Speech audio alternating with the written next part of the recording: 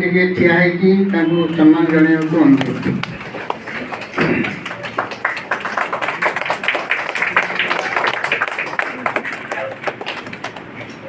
ବର୍ତ୍ତମାନ ମୁଁ ଅନୁରୋଧ କରିବି ପ୍ରଫେସର କରଞ୍ଜନଙ୍କୁ ସେ ତାଙ୍କର ସ୍ମାରକୀ ବକ୍ତୃତା ପ୍ରଦାନ କରିବା। Request Professor Dr. Rajesh Karangal ji, please deliver your memorial speech on Padma Shri Sachi routray.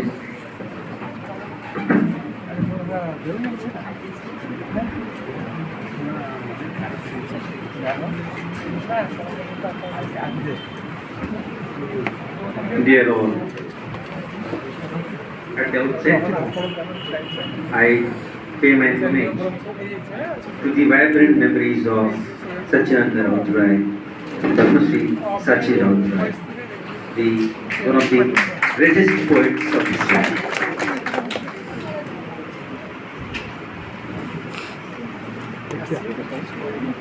Honorable Dr. Ravi Senapati, former Additional Chief Secretary, Odisha, and the eminent writer. Dr. Rishikesh Malik, President of Odisha Sahitya Academy.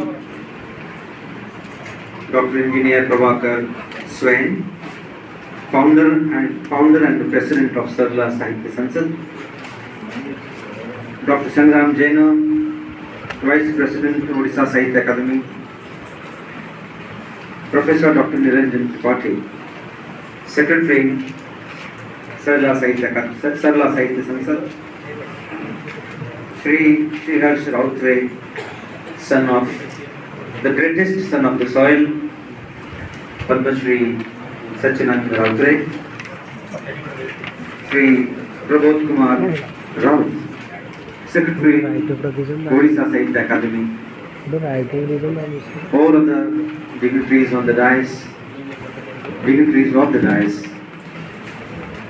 writers, poets, artists, scholars, teachers, and the lovers of literature and culture of this greatest land, Odisha.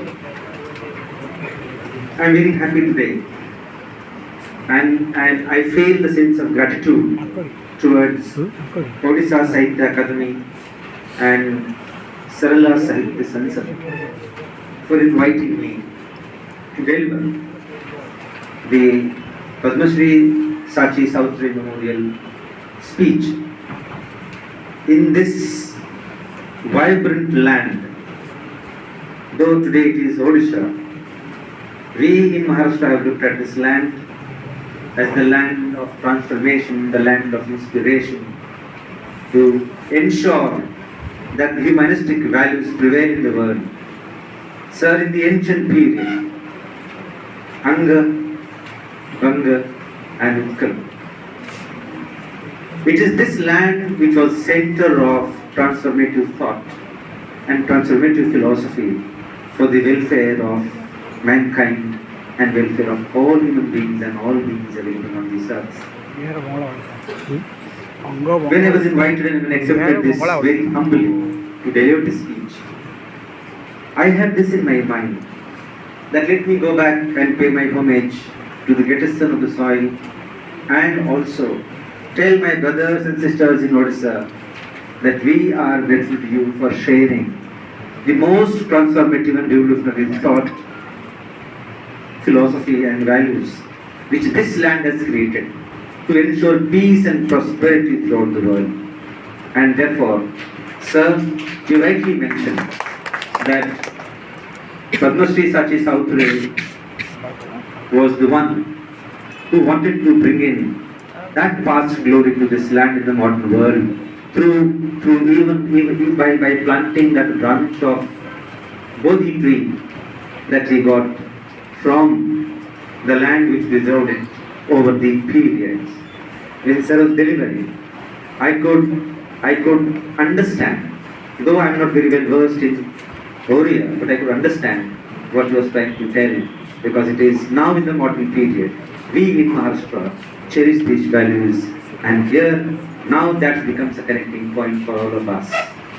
and that really makes me elated. That really makes me very, very happy.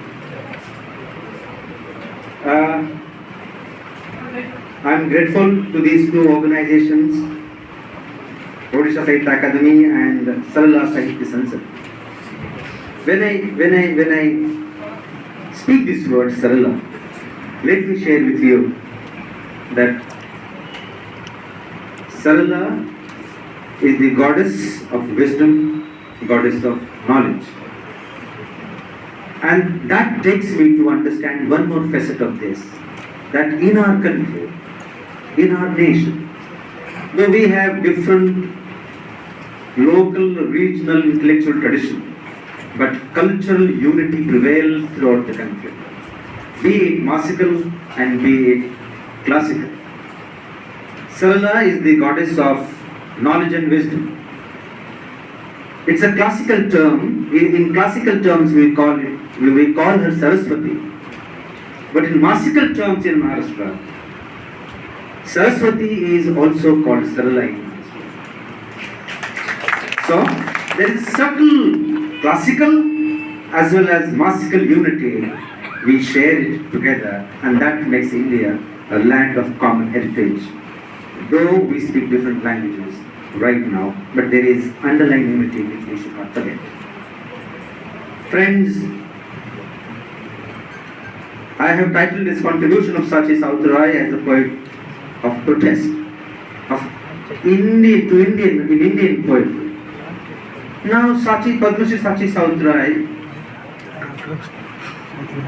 wrote several poems, and I am very happy to share with you that I have read the poems of Sachi Routray translated into English. All the poems of Sachi Routray translated into English, and that has given me a new vision. I am able to relate the ideas of Sachi Routray with several protest poets who are created much later in Maharashtra. Protest poetry is available almost in every part of the country. In Maharashtra, in the early 60s, we got the protest poetry from different corners. You are aware of the contribution of Mahatma Jyotirao Phule, the contribution of several saint poets including Tukaram, Namdev and Dhaneshwar. And the entire thing is taken forward by several new modernists, reformatory zeal, personalities and intellectuals. And therefore, we have this protest in Dalit poetry, protest in women's poetry, and protest in all subjugated entities in Maharashtra.